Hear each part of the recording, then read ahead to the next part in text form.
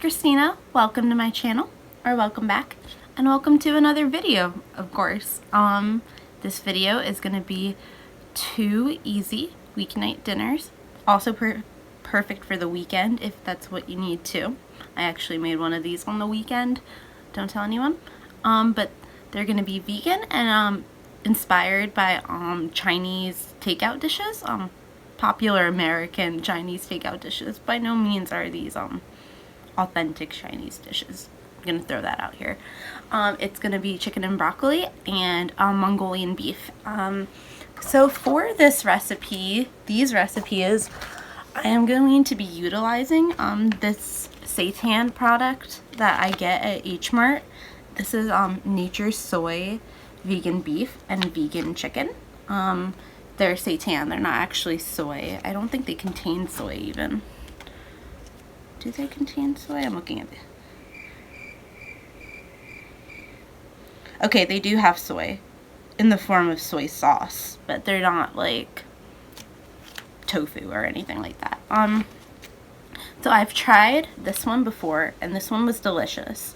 And I've never tried this one before, so we will see. But just wanted to throw that out there because I know these aren't readily available to everybody, but if you do see them at H Mart or another Asian supermarket, this one's at least delicious, and we'll see how this one will work.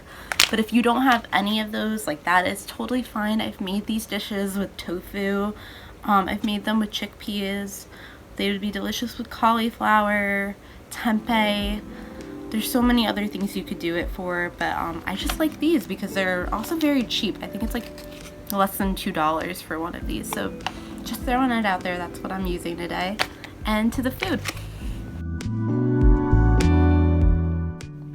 I'd like to start off this vegan chicken and broccoli recipe by first thanking Mary's Test Kitchen. Her recipe for this chicken and broccoli is what I am using today. So to start off with, we are marinating, or creating a marinade, I should say, for our chicken, which once again is going to be seitan for this recipe, but feel free to use tofu or whatever you'd like. So our marinade is going to consist of water, sesame oil, and vegan oyster sauce. So I bought vegan oyster sauce online. It's actually made from mushrooms.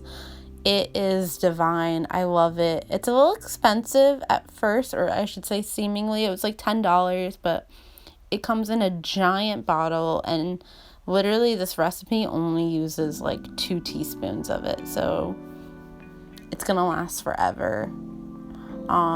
So after my marinade is together, I put my seitan in the marinade, just toss it in the marinade, make sure it's well coated, and then I let that hang out for a bit while I prepare my brown sauce.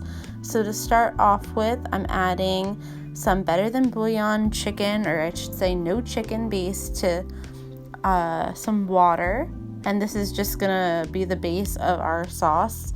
You know, if we were not cooking a vegan recipe, this would just be chicken broth, but that's not how we do it here. So to that, I'm then adding soy sauce. And then after the soy sauce, we're gonna add some more of that vegan oyster sauce. As you can see, just a tablespoon or a teaspoon, it really does go a long way.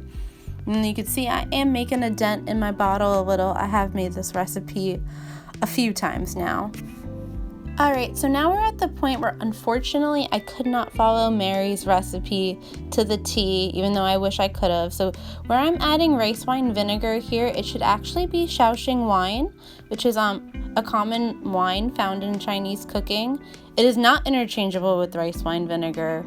I just happened to try it one time and it tasted fine in the recipe, so I've been doing it. Since I don't have Shaoxing wine, I really should go get some. If you don't have Shaoxing wine like I do, what would actually be even better is just a regular dry white wine here. So just want to give that disclaimer. I don't want anyone thinking that Shaoxing wine and rice wine vinegar are interchangeable in this type of cooking, because they're not. They do have 2 very different flavor profiles. I just happen to actually like the way rice wine vinegar tastes in this sauce, so I go with it when I don't have white wine I can add. So at this point, our sauce is all done. How easy was that? And then I had coated that seitan in some cornstarch and put it in my skillet, an oiled skillet, and just let it crisp up. You should see it crisp up pretty quickly, and there's no like real huge color difference to know whether it's cooked or not, like regular chicken or even tofu, but you'll see it get more golden brown as time goes on. And what I like to do is I'll just take kind of like a smaller piece and taste test it, and if the smaller piece is like really crispy and tastes good, then I can kind of trust that the bigger pieces will be cooked to a texture that I enjoy. So when it does get to that point, I push it to the side and I add some garlic to the other side of the pan. This recipe, as well as being a great weeknight recipe, is also like a fun date night recipe or great recipe to make with friends or family, because while I was doing the seitan part of the recipe, Joe was chopping this garlic and grating this ginger, as well as chopping the broccoli. So that helps the process go even quicker, as well as giving, people two fun jobs to do in the kitchen. But also it's still very manageable with one person. I've cooked this by myself as well. So after I let the garlic and ginger just start smelling fragrant, I then added these bite-sized pieces of broccoli to my pan. And I just waited until that they were kind of like a bright green color, not completely cooked through, but just starting to get cooked. And yes, a very vibrant green. So once the broccoli is to my liking, again, that beautiful green color, we add the brown sauce to it. And we just let the broccoli simmer in the brown sauce. So I'm going to push the broccoli down so it can soak in the brown sauce as much as possible. And yeah, we just let it cook in that. It should only take a few minutes, and then when it's done, it'll be fork tender. You can just test a couple of pieces to try out and see if it's to your liking. And then once the broccoli is how you like it, you can just mix her on up.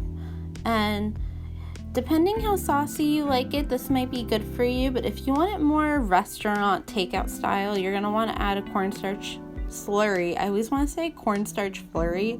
I think it's because I used to love McDonald's McFlurries, but anyway, just add a cornstarch slurry and now thicken it right up.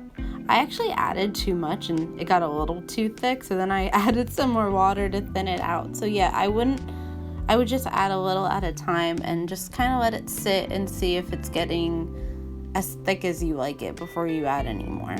And this is what it looks like when it's done. And to plate, I just did it over some white rice. So I added my white rice to a bowl plate thingy-mabob. Added my chicken and broccoli on top and had a fantastic dinner. I've made this recipe many times. Again, I've made it with tofu before too. I think soy curls or tempeh would be great as well. Chickpeas would also be fantastic. Such a delicious, easy recipe for any occasion, and honestly quicker than ordering.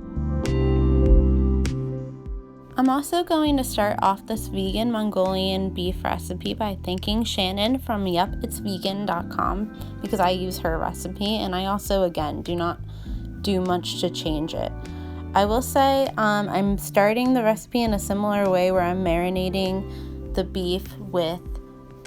seitan with sesame oil and soy sauce. I don't think Shannon does this in her recipe, but it works so well in the chicken and broccoli recipe that I like doing it for this one as well. If this looks like a lot of seitan, it is because I am doubling the amount of seitan I'm using, because this is going to be for 4 meals, not 2. So after I get the marinade all worked up into my seitan, I'm then going to add some cornstarch to it and just let it hang out for a bit. You could also add the cornstarch at the end right before frying as well. Shannon's recipe does not use cornstarch. Hers is a little bit healthier than mine. So if you are a little bit wary of using cornstarch, know that you can make this a lot healthier than I am making it. So after I have my seitan prepared, I measured out all the ingredients for my sauce: some brown sugar, some garlic, some red pepper flakes, and some ginger. So the ginger should be minced or in a paste like the last recipe, but I was just too lazy. I didn't have Joe with me tonight. I didn't feel like grating any ginger, so I just chopped it up. After you have all your dry ingredients prepared, you can add some soy sauce to that bowl and mix it up, and you can already see it's forming the most luscious sauce. It's just crazy how delicious such simple things can be. Like, it did not seem like that would come together into such a beautiful sauce the way that it did. So now we are on to what looks like a very similar process, just frying up our seitan. Since I had double the seitan, I think that hindered it from getting quite as crispy as when I did it with the chicken. I don't have a bigger pan than this, so I don't think there's anything I could have done other than cook it in batches, which we know that's not what I'm doing. I'm making my dinner. I'm not making it in batches. I'm making it all in one, and then I'm eating it for lunch the next day. I'm not cooking twice. Anyway, so eventually it does get pretty brown and crispy. It just takes a little bit longer. There's some stickage. But then after we get it brown and crispy, we add our sauce to it. And the color that it makes the seitan is just so beautiful. You see it instantly. I love making this. It's so satisfying in every way. Visually, olfactory, smell. And then obviously taste. It tastes amazing. And once again, if you like it this saucy at this consistency, keep it where it is. But if not, add some cornstarch slurry and let it thicken up, and it'll get even glossier. I'm realizing while editing this that my camera really is not doing the color justice. You'll see in just a second what happens when I kind of refocus my camera a bit. Oh, there it is. Beautiful. And it really does taste good. I know it looked scary in the packaging, but we marinated it, we crisped it up. It's just wheat. It's just wheat, guys. Seitan's not scary. It's not actually seitan. Seitan. Now I can't even say seitan. So I served it up with some white rice, some carrot ribbons, and then some steamed broccoli that I literally just steamed in the microwave while cooking the vegan Mongolian beef. And this was a fantastic dinner once again. To serve, I also added some sesame seeds. And if I had green onion, I would have added green onion. But unfortunately, I didn't have any. But no worries, either way, it's going to be delicious.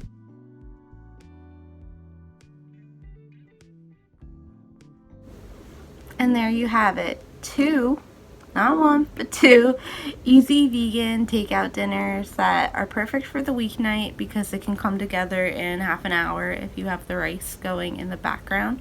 But also fun for the weekends if you want to cook with friends, family, a date night scenario, because there are a lot of little jobs that just kind of keep it fun for everyone to make the meal.